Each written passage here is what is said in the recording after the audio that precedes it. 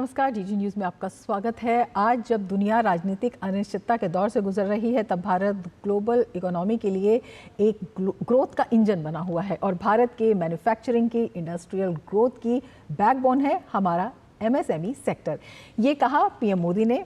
PM आज post budget webinar में शामिल हुए और वीडियो कॉन्फ्रेंसिंग के माध्यम से ये वेबिनार एमएसएमई, निवेश और व्यापार सुगमता सुधार पर केंद्रित रहा और हम भी करेंगे आज इसी पर चर्चा। मैं हूं रमा त्यागी, मेरे साथ जुड़ेंगे दो खास मेहमान भी।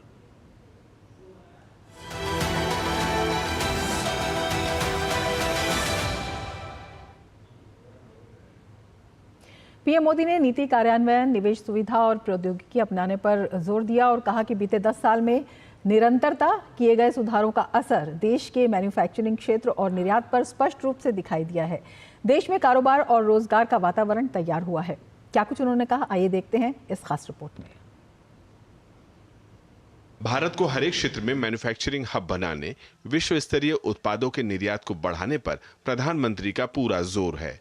पोस्ट बजट वेबिनार में उन्होंने कहा कि विकास के लिए एक स्टेबल पॉलिसी, बेहतर बिजनेस एनवायरनमेंट, फ्रेंडली नीति जरूरी है, जिसे मौजूदा सरकार ने बीते 10 सालों में निरंतरता और पारदर्शिता के साथ अपनाया हुआ है।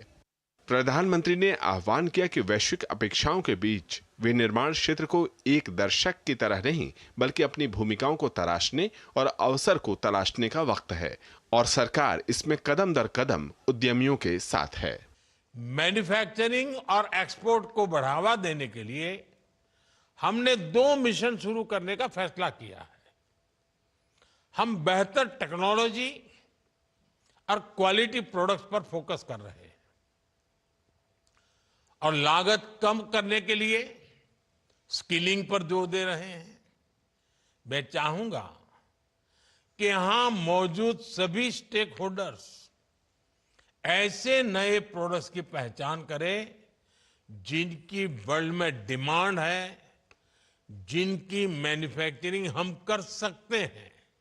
रिफॉर्म, वित्तीय अनुशासन, साधारण आयकर की व्यवस्था और 40,000 कंप्लायंस को खत्म करके सरकार ने ईज ऑफ डूइंग बिजनेस को बढ़ावा दिया है। प्रधानमंत्री ने कहा कि देश में एमएसएमई की संख्या पहले के मुकाबले बढ़कर 6 करोड़ हो चुकी है, जबकि एमएसएमई को मिलने वाला ऋण भी बढ़कर 30 लाख करोड़ रुपए का हो चुका है।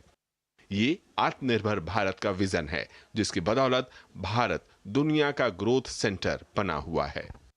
आज दुनिया राजनीतिक अनिश्चितता के दौर से गुजर रही है।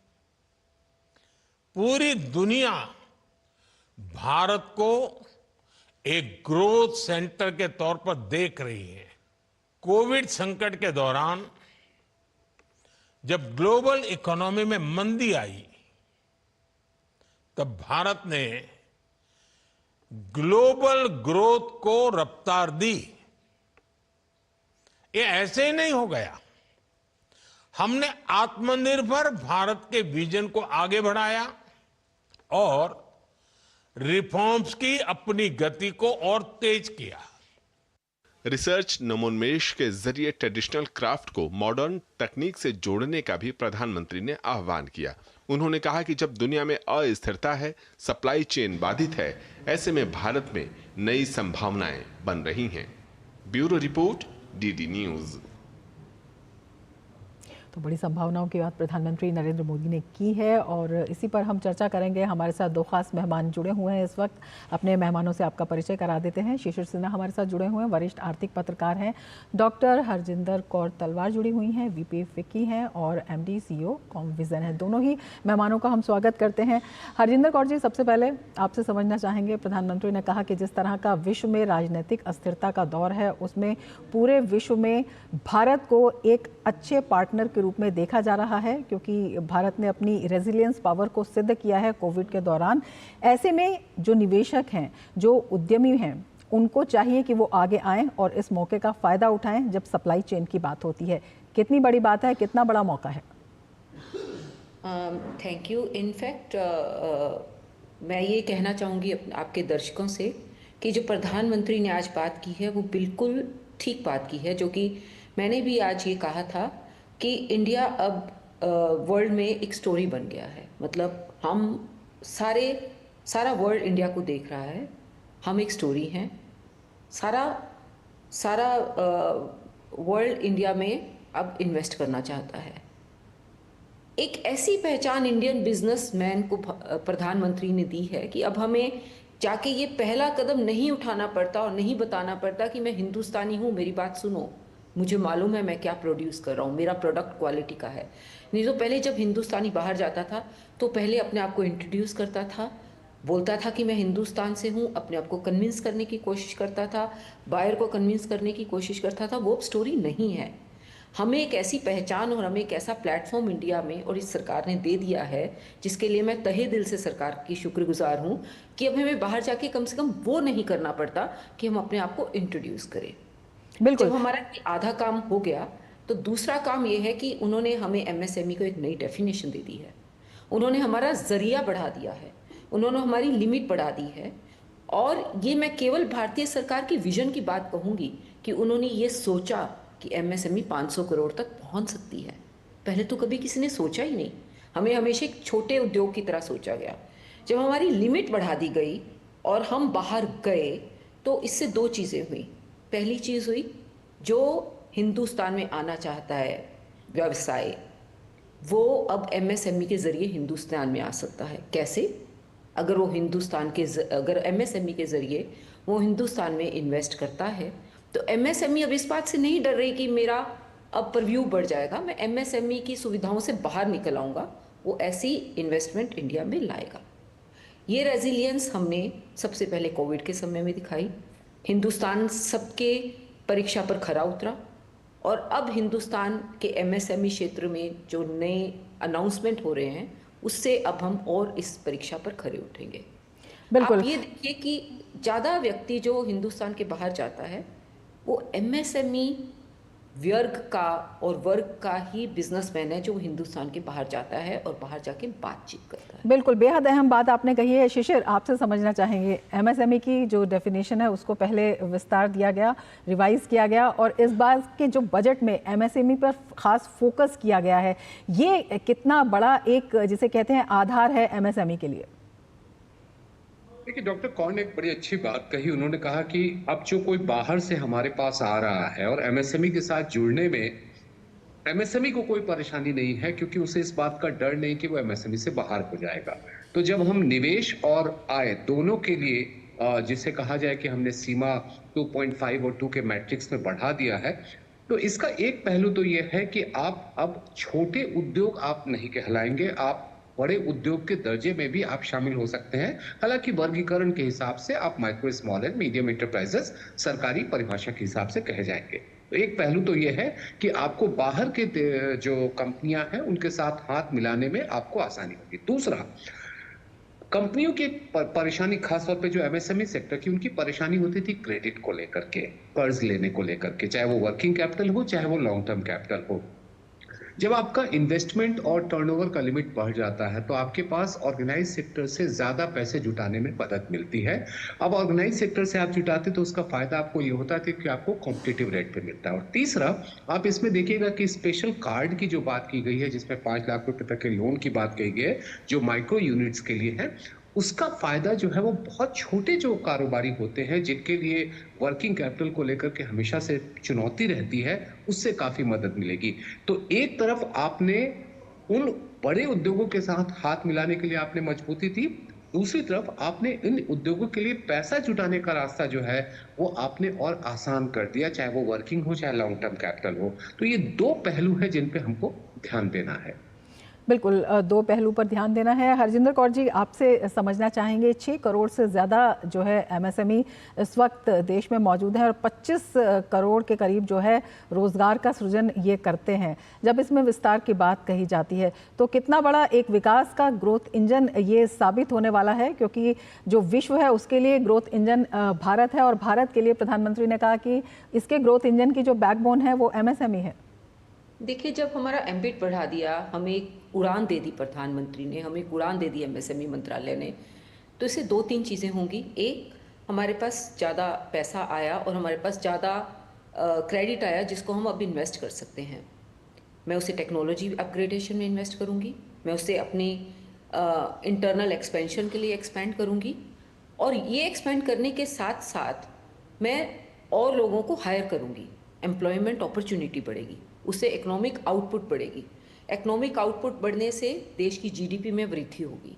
तो एक ये लेने से इनिशिएटिव लेने से कि हमें एमएसएमई को स्ट्रॉन्ग करना है, इतना रिपल इफेक्ट हमने क्रिएट किया जहाँ पे उसके साथ साथ बहुत सारे अन्य जो रोज़गार हैं वो साथ साथ बढ़े और इंडिया की वृद्धि हुई, वो तो हुई ही, वो होगी ही होगी। बिल्कुल, एक बड़ी बात आपने कही है। शिशिर, आपसे समझना चाहेंगे, जिस तरह से सरकार लगातार कदम उठा रही है, विशेषकर जब हम एमएसएमई सेक्टर की बात करते हैं, वैसे तो तमाम सेक्टर्स पर फोकस किया जा रहा है, इसमें जो है क्रेडिट की पहुंच को और बेहतर करने पर भी लगातार जोर दिया गया है। ये पहुंच कितनी अब तक बेहतर हुई है और जो लगातार कदम की बात सरकार कर रही है, उससे और किस तरह की उम्मीदें जाग जाती हैं? देखिए, क्रेडिट के मामले में काफी विस्तार हुआ है और पहले भी हमने देखा है, जैसे चाहे वो क्रेडिट गारंटी लोन स्कीम की बात की जाए, जो कि जिसका ऐलान कोविड के समय में किया गया था, जिसमें सबसे ज्यादा जरूरत थी उस समय में उनको पूंजी की। जी। और एक बात जो आपको ध्यान रखना है कि अब अगर हम 50 करोड़ श्रम शक्ति की बात करते हैं और 25 करोड़ अगर हमें एमएसएमई के जरिए आते हैं, यानी कि 50% श्रम शक्ति के लिए वो एक माध्यम है। दूसरी तरफ जो लोग कारोबार अपना शुरू करना चाहते हैं या जो लोग अपने कारोबार का जो शुरू कर चुके हैं और अपना विस्तार करना चाहते हैं, और इस तरीके के अपग्रेडेशन जो इन्वेस्टमेंट और टर्नओवर में जो किया गया है, उनके पास जब पूंजी ज्यादा आती है तो उनके लिए विस्तार करना आसान है। देखिए, हम लोग हमेशा से ये सोचे कि हम टाइनी यूनिट्स रहेंगे या माइक्रो यूनिट्स रहेंगे या स्मॉल यूनिट रहेंगे, वो उससे बात नहीं बनेगी। हमें थोड़ा आगे बढ़ना है और आगे बढ़ने के लिए जरूरी क्या है? पूंजी। पूंजी के लिए अगर इंतजाम, चाहे वो आपके निवेश और कारोबार के कुल जो सीमा है उसको बढ़ाने की बात की जाए, या फिर कार्ड की बात की जाए, या फिर क्रेडिट गारंटी फंड की बात की जाए, या फंड्स ऑफ फंड की बात की जाए, ये सारे ऐसे साधन हैं जो आपको पूंजी जुटाने, चाहे वो लंबे समय के लिए हो या कार्यशील पूंजी के लिए, दोनों में मदद करेंगे। बिल्कुल। हरजिंदर जी, आपसे समझना चाहेंगे, एमएसएमई के सामने जो सबसे बड़ी समस्या पहले आती थी, लोन की आती थी, उसे 2014 के बाद जो है तमाम तरीकों से हल करने की कोशिश की गई और उसमें बहुत कुछ सफलता भी मिली है। बिना गारंटी के लोन मिलना, ये अपने आप में कितना युगांतकारी कदम था। और अब जो यूपीआई से कर्ज देने की बात कही जा रही है, पोर्टल भी तैयार इसके लिए किया जा रहा है, ये इसमें कितना बड़ा परिवर्तन होगा? ये एक बहुत इम्पॉर्टेंट स्टेप होगा सरकार के लिए। CGTMSE, जिसमें ये आप कोलेटरल फ्री लोन देते हैं, इससे तो एक कितना बड़ा इफेक्ट हुआ है एमएसएमईज पर। और मैं कई बार ये भी बोलती हूँ कि औरतें जिनको कोलेटरल लाने में बहुत दिक्कत होती है, क्योंकि इंडिया का हमारा सोशल स्ट्रक्चर ऐसा है कि उनके पास कोलेटरल शायद नहीं होती, बहुत बार अगर हमें उनमें फंड की ज़रूरत होती है। तो CGTMSE से औरतों को बहुत फ़ायदा हुआ है। यूपीआई इंडिया की एक ऐसी कहानी है फिर से, क्योंकि मैं बहुत घूमती हूँ और मैं जब इंडिया में बाहर जाती हूँ तो मैं ये देखती हूँ कि इंडिया के बारे में जब लोग बात करते हैं कि यूपीआई एक सक्सेस स्टोरी है, यूपीआई घर घर पहुँच चुका है, यूपीआई सबसे बड़ा एक कदम बन चुका है जिससे लोग आपस में ट्रांजैक्शन करते हैं।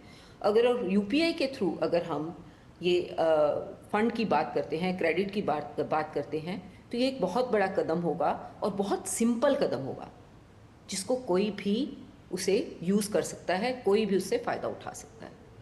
बिल्कुल, बेहद जो है एक सरल कदम की बात आपने कही है। शिशिर, आपसे समझना चाहेंगे, जिस तरह से हरजिंदर जी ने भी बात की है कि महिलाओं को इसका बड़ा फ़ायदा हुआ है और महिलाओं के लिए ही एक बड़ा कदम इस बार भी उठाया गया है, क्योंकि जो पहली बार काम करने वाली 5 लाख जो हैं अनुसूचित जाति और अनुसूचित जनजाति की महिलाएं हैं, उनके लिए जो स्टैंड अप योजना है, ये अपने आप में कितना बड़ा कदम हो गई? क्या कुछ इसके इफ़ेक्ट्स जो हैं देश भर में देखने को मिलेंगे?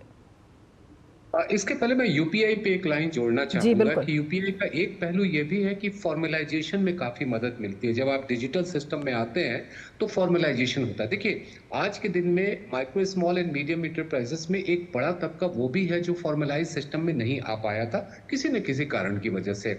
जब आप इस तरह की सहूलियतें देते हैं और जब उनको आप देखते हैं कि उसके लिए उनको कागजी कार्रवाई बहुत ज्यादा नहीं करने हैं, तो वहां पर वो फॉर्मलाइज होना ज्यादा बेहतर समझते हैं। और आज के दिन में ये भी कहा जाता है कि फॉर्मलाइजेशन आपको एक रिवॉर्ड देता है, जब आपको एक पुरस्कार देता है। तो ये यूपीआई एक उसी दिशा में उठाया गया एक कदम है। दूसरी तरफ जहां तक महिलाओं की बात है, देखिए स्टैंड अप स्कीम में पहले से ही ये तय है कि हर बैंक की ब्रांच जो है वो एक महिला और एक SC ST को आपको लोन देना है। अब जब महिलाओं को बढ़ावा देने की बात की जा रही है, और एक और बात रमा हम कहना चाहेंगे, चूंकि यहाँ पे 2 महिलाएं हैं, 8 सितंबर को हम लोग महिला दिवस भी मना जी। रहे हैं, और ऐसे समय में जब एक महिला वित्त मंत्री कुछ नए ऐलान करें, कुछ नई बातें करें कि महिला उद्यमिता को कैसे बढ़ावा दिया जाए। और आपने अगर नीति आयोग की रिपोर्ट देखी होगी जिसमें महिलाओं का जो बिजनेस अकाउंट है वो काफी बढ़ा है। तो एक तरफ उनके लिए हमने सहूलियतें दी, एक तरफ उनके बिजनेस अकाउंट बढ़ रहे हैं, एक तरफ पुरानी व्यवस्था में हमने उनको अलग से सम्मान दिया है। मुझे लगता है कि आज इस बजट का एक बड़ा संकेत ये है कि महिला उद्यमिता को किस तरीके से हम और प्रोत्साहित कर सकते हैं। बहुत बड़ा ये एक सोशल रिफॉर्म भी होगा। हरजिंदर जी, एक छोटा सा सवाल इससे भी जुड़ा हुआ मैं आपसे करना चाहूँगी कि प्रधानमंत्री ने भी इस बात पर फोकस किया है कि केवल ऋण ही नहीं, उनके लिए जो मेंटोरशिप है उसके लिए भी इंडस्ट्री को भी आगे आना चाहिए और उसके लिए भी एक रोड मैप तैयार किए जाने की ज़रूरत है। वीमेन लेड डेवलपमेंट के लिए ये बजट है। जो 2 करोड़ का लोन हम अनुसूचित जाति की औरतों को दे रहे हैं, हम उन्हें पंख दे रहे हैं फर्स्ट टाइम जो वुमेन एंटरप्रेन्योर बनेंगी। उन औरतों की सोच और उड़ान को नहीं रोका जा सकता, और इसमें मदद करेगी अब इंडस्ट्री।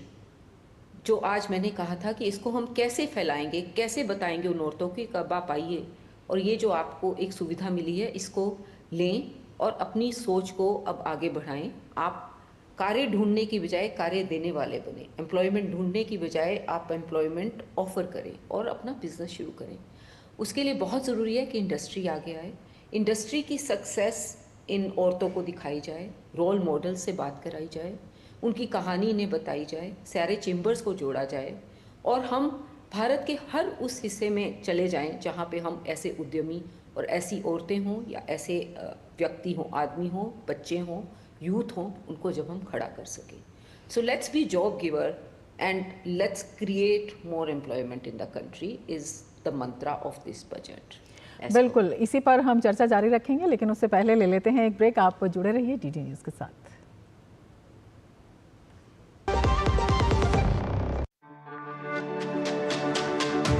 मेरी पसंद, मेरी पसंद,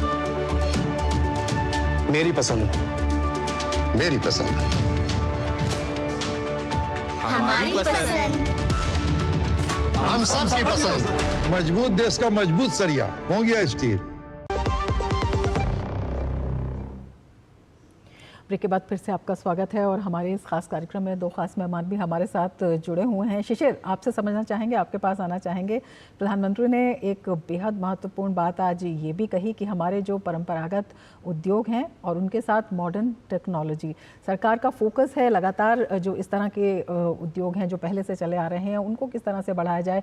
जिस तरह से खिलौना उद्योग की बात लगातार प्रधानमंत्री कहते हैं और उस दिशा में कई बड़े कदम उठाए गए हैं। इसके साथ ही चमड़ा उद्योग है और इसके साथ ही बहुत से ऐसे गैर चमड़ा उद्योग भी हैं, फुटवेयर उद्योग जो हैं उनको बढ़ाने के लिए और उनको सप्लाई चेन का हिस्सा बनाने के लिए लगातार किस तरह से कंधे से कंधा मिलाकर साथ में खड़ी हुई है। और बजट में भी जब इनके प्रोविजंस को देखते हैं तो कितना बल जो इस तरह के उद्यमी हैं उनको मिलता है। रमा, अगर याद करिएगा PM विश्वकर्मा स्कीम जो लॉन्च की गई थी, उस स्कीम से सबसे बड़ा फायदा हुआ कि जो परंपरागत उद्योगों में अत्यंत छोटे, जिनको हम लोग टाइनी यूनिट्स कहते हैं, देखिए हम लोग MSME की तो बात कर रहे हैं, को टाइनी यूनिट्स की भी बात करनी होगी, क्योंकि परंपरागत उद्योग में बहुत बड़ी संख्या उन टाइनी उद्योग की है, यानी कि अत्यंत जो सूक्ष्म है। उनको बढ़ावा देने के लिए, उनको प्रशिक्षित करने के लिए और अभी के में जो तकनीकी बदलाव हो रहे हैं उसके हिसाब से उनको तैयार करना और साथ ही साथ उनके लिए पूंजी का इंतजाम करना, जो कि PM विश्वकर्मा के तहत किया गया है। मुझे लगता है कि ये परंपरागत उद्योगों को जो आधुनिक उद्योग की व्यवस्था है उसमें उनको लाने में मदद करेगी, उनको उसमें अपग्रेड करने में मदद करेगी। तो एक तरफ आप PM विश्वकर्मा को लीजिए, दूसरी तरफ आप मुद्रा को लीजिए, जिससे कि स्थानीय छोटे जो उद्यमी व्यापारी होते हैं उनको मदद मिलती है। और तीसरी तरफ अगर आप देखें कि ये जो परिभाषा बदली गई है, तो इन सब का मिला जुला स्वरूप ये होगा कि एक अत्यंत जो सूक्ष्म है वो सूक्ष्म, लघु और फिर वो मध्यम उद्योग में अपग्रेड हो सकेगा। बिल्कुल। हरजिंदर जी, आपसे यही समझना चाहेंगे, जब हम MSME को वैश्विक सप्लाई चेन का हिस्सा बनाने की बात कहते हैं, तो जिस तरह से ये अति लघु उद्योग हैं, क्योंकि सरकार जो है किसी भी कोने को छोड़ना नहीं चाहती है, किसी भी हिस्से को छोड़ना नहीं चाहती है। देश के हर हिस्से में, चाहे पूर्वोत्तर हो, चाहे वो इलाके हैं जो पहले बहुत पिछड़े हुए माने जाते थे, वहाँ से भी जो उद्यमियों को एक स्टेबल पॉलिसी देना, एक एटमॉस्फेयर देना, ये कितना बड़ा विजन आप सरकार का देखती हैं? देखिए, हर एक इंडस्ट्री की ग्रोथ में उसके साथ जो एंसिलरी इंडस्ट्री जुड़ी हैं उनका तरक्की होना जायज़ है। सो जब MSME का दायरा बढ़ गया और उनके आसपास जो सप्लाई चेन के लिए छोटी इंडस्ट्री या छोटा कारोबार बढ़ा, तो वो उसके साथ नेचुरली है वो बढ़ेगा। MSME का दायरा और भी इस तरीके से बढ़ा क्योंकि जब आपने MSME का दायरे को बड़ा कर दिया, 500 करोड़ तक की उनकी वर्थ कर दी, उनका विजन बढ़ा दिया, तो कई ग्लोबल टेंडर्स ऐसे थे जिनमें पहले MSME पार्टिसिपेट नहीं करती थी। जब MSME अब उन ग्लोबल टेंडर्स में पार्टिसिपेट करेगी क्योंकि उनकी दायरा बढ़ गया, तो इंडिया का एक्सपोर्ट बढ़ेगा। इंडिया का एक्सपोर्ट बढ़ेगा तो इंडिया में और GDP ग्रोथ होगी। सो हर एक चीज़ रिलेटेड है, इसमें रिलेटेड है। जब आपने MSME का दायरा बढ़ाया, आपकी एम्प्लॉयमेंट बढ़ी, आपकी टेक्नोलॉजी के हिसाब से इन्वेस्टमेंट बढ़ी, आप भारतीय जो पब्लिक प्रोक्योरमेंट में है उसमें आपने बड़ा कदम उठाया, उसमें ज़्यादा MSMEs पार्टिसिपेट कर सकेंगी। जब आपने अपना दायरा बढ़ाया तो आपने एंसिलरी यूनिट्स को भी उसी हिसाब से काम दिया जो आपको सप्लाई चेन देने में मदद करेगी। और ये एंसिलरी यूनिट्स और ये जो टाइनी यूनिट्स हैं, ये भारत के हर एक हिस्से में हैं। वो जो एंसिलरी यूनिट हैं वो रिमोट के एरियाज़ में भी हैं, जो जहाँ से अब सप्लाई चेन इन सब इंडस्ट्रीज़ को मिलेगी। बिल्कुल। शिशिर, आपसे भी यही समझना चाहेंगे, जब हम विस्तार की बात करते हैं तो इसमें जो क्लासिफिकेशन है या वर्गीकरण है वो बहुत ज़रूरी हो जाता है। और ये वर्गीकरण में जब निवेश की बात करते हैं या टर्नओवर सीमा की बात करते हैं, जिसे 2.5 गुना और क्रमशः 2 गुना के करीब बढ़ाया गया है, ये भी अपने आप में कितना इम्पोर्टेंट फैक्टर साबित होता है? और जैसा कि डॉक्टर कौर ने एक अहम बात कही कि आप जब ग्लोबल टेंडर में पार्टिसिपेट करते हैं, जो विश्व आपूर्ति व्यवस्था उसमें आप हिस्सेदारी बनते हैं, तो वहां पर आपको एक अलग आगे बढ़ने का रास्ता खुलता है। एक और बात मैं यहाँ पे रमन जोड़ना चाहूंगा कि आप देखिए, आप ये जो माइक्रो हो, चाहे टाइनी हो, चाहे मीडियम हो या स्मॉल हो, इसमें से एक ऐसा भी है जो कि सेमी रूरल या सेमी अर्बन या रूरल एरिया में है। और जब हम ग्रामीण अर्थव्यवस्था की बात करते हैं, जहां पर हमको लोगों को जो परंपरागत खेती है उससे हमको कृषि आधारित उद्योगों में लाना है, तो इस तरह की व्यवस्था उन लोगों के लिए भी काफी मदद करेगी। क्योंकि आज के दिन में हमारी एक बड़ी चुनौती है कि खेती बाड़ी के मामले में केवल और केवल पारंपरिक खेती बाड़ी पर निर्भर रहने से कृषि का बेहतरी नहीं हो सकता है। कृषि की बेहतरी के लिए जरूरी है कि हम वहां पर जो स्थानीय उद्योग हैं, जो कृषि आधारित उद्योग हैं, उनको कैसे बढ़ावा दे सके। तो आप देखेंगे कि ये जो कुछ भी बदलाव किया गया है, इसका एक फायदा ग्रामीण उद्योग को भी मिलेगा, ग्रामीण अर्थव्यवस्था को भी मिलेगा, जहां पर कुटीर उद्योग बड़े पैमाने पर है, जहां पर अत्यंत सूक्ष्म उद्योग जिनको हम टाइनी यूनिट्स कहते हैं वो बड़े पैमाने पर हैं, तो उनके लिए और बेहतरी का रास्ता बन गया है। तो एक तरफ आप जो शहरी इलाके हैं या अर्ध शहरी इलाके हैं उनमें बढ़ावा देने की बात कर रही हैं, और इसका एक इम्पैक्ट जो कि रूरल इकोनॉमी में पड़ेगा, तो तब जाकर के हम लोग जिसको कहते हैं समावेशी विकास की अवधारणा है, वो तभी जाकर के हम उसको हासिल कर सकते हैं। बिल्कुल। हरजिंदर जी, आपसे ये समझना चाहेंगे, प्रधानमंत्री ने एक और महत्वपूर्ण बात ये कही कि जिस तरह का बदलाव देखने को मिल रहा है उसमें कंसिस्टेंसी और रिफॉर्म्स, इन्होंने बहुत बड़ा अश्योरेंस दिया है और वो जो है बदलाव की एक बड़ी तस्वीर देखने को उसमें मिलती है। कितनी उम्मीदें उससे भी बढ़ जाती हैं और किस तरह से आप देखते हैं, अगर आप तुलना करें पहले जो MSME सेक्टर्स था, क्या कुछ उसमें चैलेंजेस थे और अब उसमें किस तरह से ये जो रिफॉर्म्स हैं या ये जो बदलाव की तस्वीर है, उनके जीवन में भी किस तरह से बदलाव आता हुआ दिख रहा है? देखिए, मैं आपको एक अब भारतीय नागरिक होने के तहत एक बात बताती हूँ। जब मैं एक भारतीय नागरिक हूँ तो मुझे केवल ये देखना है कि मेरी तरक्की इस कंट्री में कितनी हो रही है, मेरे को कितनी आसानी से व्यवसाय मिल रहा है, मैं कितनी आसानी से आगे बढ़ रही हूँ, ये सब चीज़ें हो रही हैं। इसके लिए सरकार ने बैकग्राउंड में बहुत काम किया है। सरकार ने बहुत सारी स्कीम्स लॉन्च की और ये जो बजट आया, इस बार जो बजट आया, ये बिल्कुल इंडस्ट्री फ्रेंडली बजट था। इससे हम कहेंगे ये MSME बजट था, ये विमेन बजट था, ये विमेन लेड डेवलपमेंट का बजट था। जब एक इंडस्ट्री किसी कंट्री में कॉन्फिडेंस में आती है या उसे लगता है कि मैं यहाँ पे रुक सकता हूँ या मैं यहाँ पे तरक्की करूँ, मेरी सरकार मेरा ध्यान रखेगी, ये बहुत बड़ी चीज़ होती है किसी भी कंट्री की तरक्की के लिए। जैसे कि मैंने आपको कहा कि अब हम जब इंडिया से बाहर जाते हैं तो हमारी पहचान हमें करवाने की ज़रूरत नहीं है, लोग हमें जानते हैं, इंडिया एक स्टोरी है, विश्वास क्या करते हैं। समझ सकती हैं कि ग्लोबल मैप पे इंडिया का ये सिचुएशन या पोजीशन आपने कब पहले देखी थी?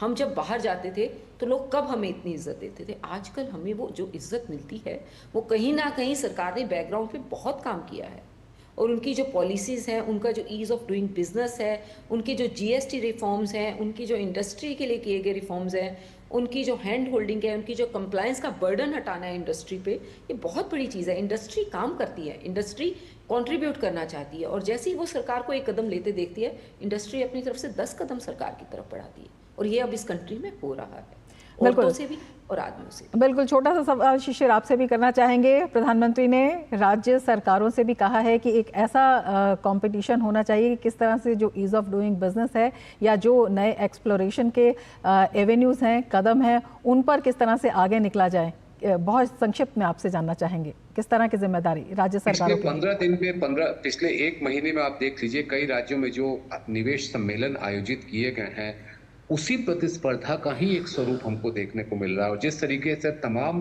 देसी विदेशी कंपनियां वहां पहुंच रही है, अब अगर जो सरकार के सुधार कदम है उन दोनों को संयोग कर दिया जाए तो बेहतर ही होगा। और याद रखिए रमा कि देश की अर्थव्यवस्था राज्यों की अर्थव्यवस्था पर निर्भर है। राज्य आगे नहीं बढ़ेंगे तो देश आगे नहीं बढ़ सकता। बिल्कुल, एक बड़ी जिम्मेदारी और एक बड़े जिस तरह से कहते हैं भविष्य का विजन प्रधानमंत्री ने आज सबके सामने रखा है। बहुत शुक्रिया हरजिंदर जी, बहुत शुक्रिया शिशिर, इस विजन को बहुत ही आसान शब्दों में हमें समझाने के लिए। और इसके साथ ही इस खास कार्यक्रम में फिलहाल इतना ही, दीजिए इजाज़त, नमस्कार।